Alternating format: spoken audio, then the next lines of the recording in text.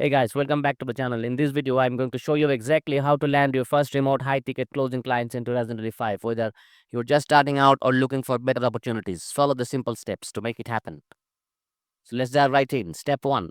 To become successful high-ticket closer, you first need to understand the fundamentals, explore free and paid resources online, courses, guides, and case studies that teaches the core strategies of closing high-ticket deals.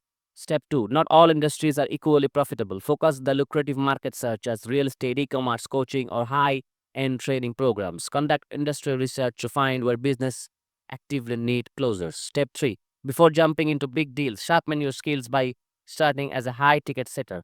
Work alongside experienced closers, learn their techniques, and refine your ability to handle objections effectively. Your portfolio will prove your credibility when reaching out to clients.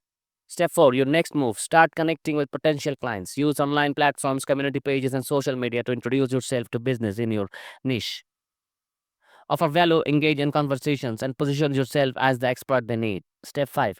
The remote sales industry is always evolving. Keep learning the latest market trends, sales strategies, and tools like Google Meet, Zoom, and Slack to ace your virtual sales calls. Staying ahead gives you the competitive edge.